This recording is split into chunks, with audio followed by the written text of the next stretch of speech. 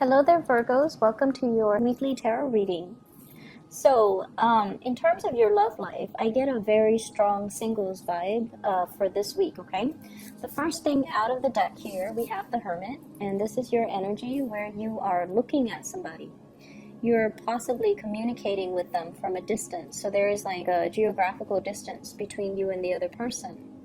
You're wondering what they're up to, possibly, texting, messaging each other really, really late into the night, trying to figure out their intentions, trying to figure out if they are seeing other people or if they are texting you or interested in you exclusively. But either way, there is somebody that you're prying on.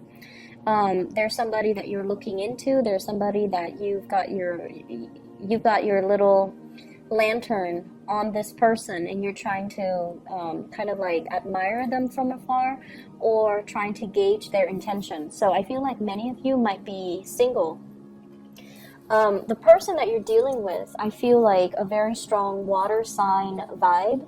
So I have here a Pisces, a Cancer, or a Scorpio.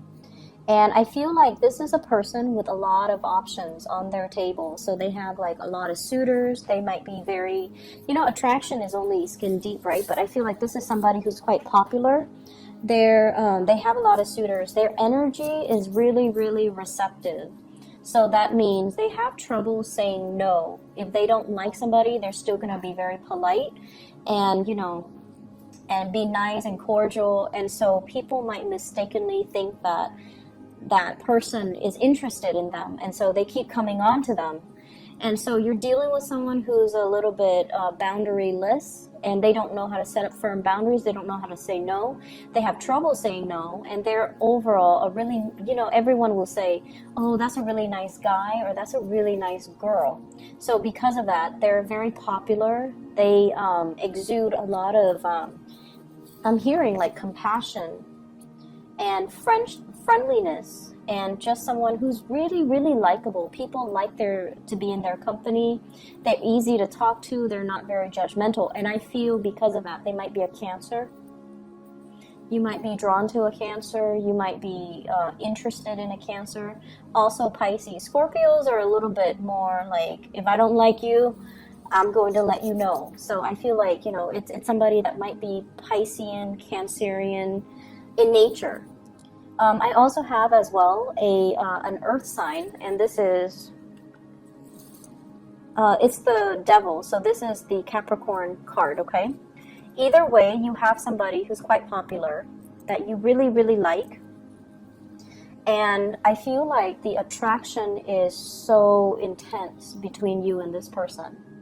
The attraction is so strong. The two of you work great together. You might have different ideas about, how you approach life, your philosophies, your ideologies.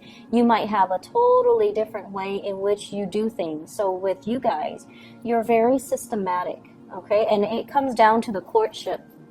You have to really get to know somebody before you even make up your mind whether or not they are dating material. So you can go on, like 1, 2, 3, 4, 5 dates with somebody and still not be falling in love with them, because you still need to find out more information before you can, ask them, you want to be my boyfriend, you want to be my girlfriend. So I feel like for many of you, you're really attracted to somebody.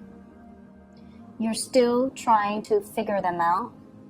You're still not at a point where you are 100% committed to them.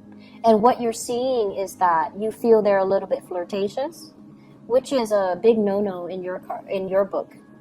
You feel like they have trouble saying no to people, turning people down, which is also another red flag. You might also see a lot of pictures that they're posting online on social media. They might have a lot of people flirting with them on social media, online. And this is the energy of the person you're dealing with here, the Seven of Cups. Someone who's very, very distracted with a lot of things going on in their lives. They have a lot of people that they're constantly surrounded by. They have a lot of suitors, a lot of options, a lot of choices. And this is a card about somebody who has attention problems. Unable to concentrate, unwilling to commit, unable to get things done. So they're scattered and pulled in many, many, many directions. And they might be, altogether like very distracted. They have a lot of noise constantly around them. They have a lot of things going on in their lives. They might be a mother or a father, and they have like children that they need to tend to. So their life is like very other oriented, whereas your life is very calm, and it's very like it's very contained. You don't give your energy away to people that are drama. You don't let other people's energies affect you. You have a very systematic way in which you do your things, in which you love, in which you give your time, in which you give your commitment. And so you're better off on a one-on-one, level. When you're meeting somebody, you want to spend that one-on-one time. And the other person just has a gazillion things going on, and it's never just one-on-one. And so I feel like there are a lot of things that you're considering about this person. And the attraction is definitely there, and they are a really good person. And that's why you overlook a lot of these red flags. Or you might feel like, they're such a good person that these red flags are not really red flags, as long as innately they are a good person. And I feel like they are a really good person. We have here the Nine of Cups, and this is the energy of the other person as well, where they're very sweet, they're very likable, but there are innate issues that keep getting in the way between you and the other person. I feel like you're dealing with somebody who's really, really popular, and you're trying to get an in. Like, it's almost like, and you guys are not flamboyant like the Leos or the Sagittarius or the Aries. You don't just charge right in and, sweep away your, sweep them off their feet and, take them on your horse and ride into the sunset. So you're not one of those types that, go after the other person. You need a certain level of reassurance. You need them to coax you along the way to let know that they're interested. But because they have so many people at their side, it's really hard for you to find a way in. It's really hard for you to talk to them.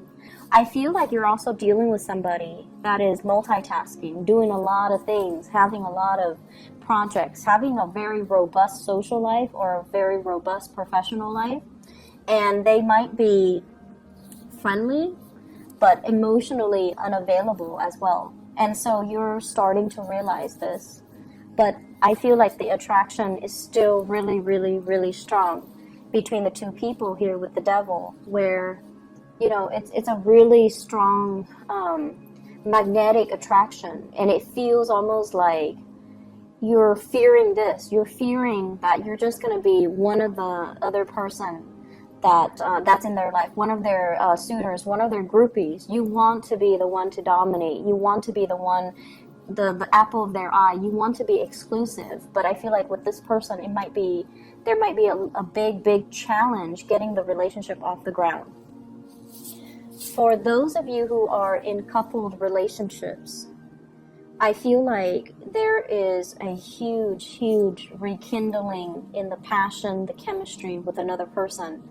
And you guys might have been, working at cross purposes with each other. You guys might have had a lot of disagreements. There might have been a lot of problems and issues moving the relationship in the direction that you'd hope for, because where you are at professionally, emotionally, might not be in accordance with where they're at professionally and emotionally. So both people definitely want the same things. They want to move forward. But the ways in which they start to move forward, it's like they're turning in different directions. They're spinning their wheels. And I feel like it's been really hard. It's been a big struggle to get the other person to see things from your perspective and to get them to move along in your direction. And it's almost like this required a lot of discipline. It required a lot of mutual understanding. It required a lot of patience. And this is the week where, the patience, the work, the dedication, and the perseverance starts to pay off, because you're getting a really good boost when it comes to the outpouring of love, the outpouring of appreciation from your relationship partner. I also feel like there might have been a major mutual understanding, an understanding from your end on a very deep level that, okay, this person is not like me. And it's not because they don't want the same things that I want. They might, delay on the children. They might have children of their own, and it's interfering in the way that, the two of you come together. But I feel like there is a mutual understanding here as to why they're like that. So I feel like it's deep rooted, and you have to shine the light on it to understand that, they had restrictions in their childhood, or they had issues in their childhood that contributed to the way that they are right now. There might not have been the structure and the foundation in their early childhood life that allow them to be as goal-oriented, as structured, and as organized as you. And as a result of it, in their adult life, they're scattered, they're pulled in different directions, they have trouble concentrating, they have trouble getting things done, and they might not have had a role model to really shape them, to guide them, to give them, that sense of direction. Whereas you yourself, you're very self-contained. And you don't need that, but the other person, they're very other-oriented. They needed that. There might have been a lot of restrictions growing up as well. And now as a result of that, they fear success. They fear worst case scenarios. They fear as soon as I have something solid, it's going to be taken away from me. So I feel like you're reaching a very deep understanding between you and your partner. And a lot of it has to do with a major awakening I feel happening from your end, where it allows you to kind of, be less critical and slip yourself into their shoes, to understand their worldview and understand where they're coming from and why they are like this. So it's not because, they don't have the same goals or want the same things. It's just they don't have that clear, logical blueprint as to how do I get from where I am right now to, from A to B in the most direct and concise way. Why does my life always meander? Why do the things that I touch just kind of fall apart? So I feel like the understanding, the love, the persistence and the perseverance to allow this person to be who they are, while showing your love and giving them the emotional support, that's really going to help heal them as a person, and it's going to help them overcome a lot of the trauma that they've dealt with, okay? So, for those who are single, I see a big water sign, Pisces, Cancer, Scorpio. I feel like, by the end of the week, you're going to have some type of a consensus, some type of an offer. You might be making your offer, or they're going to be they're going to give you that little nudge. They're going to be like, I'm interested. I feel like a touch, a compliment, a witty remark or something. And then they kind of shyly smile, and that's going to be your sign. That's going to be your sign that they're interested, and you need to, make a move and go forward with them, okay? So that clarity is going to be coming in, and I feel like towards the end of the week. For those dealing with a Capricorn in particular, or another Virgo, if you're dealing with a Virgo, they're really interested in you. And I don't know, two Virgos together, it might be amazing, or it might be, very, very prickly. So just depending on where you're at, but I think that should be interesting. And then Virgo and Capricorns, the Capricorn person is still kind of directionless. Doesn't mean it can't work, but they're still very scattered, very directionless. But I feel like there's very strong chemistry. Whoever you're dealing with, the chemistry is really, really strong. And I feel like, whoever you're dealing with, they seem to be a very right-hearted, bright. I think the word is bright, but I'm hearing bright. Very smart, possibly, or very their heart is in the right place. They're a really good person, and I feel like you sense that, so you're able to overlook everything else, okay? Other areas of your life, I wish I could just say, you're headed in the right direction. Everything's going to be all peaches and gravy, and, you're in the right place. You're professionally, you're headed into some type of a major breakthrough when it comes to your career, when it comes to your destiny. So we have the Fool and the Wheel of Fortune. The Fool is taking a brand new path, figuring out what is not making us happy, and then embarking on a new journey, taking a risk or even embarking on a new journey. For some of you, this is kind of like looking down, and I see this like you guys are very detail oriented, and you don't forget to dot your I's and cross your T's. And a lot of the times in a work environment too, you perform your role. You perform the function that you're hired on to do to the best of your capabilities. But I feel like sometimes you might miss the big picture. You might start to feel in a way where you're just like a cog in the machine. Anybody can replace you. If you leave, somebody else can replace you.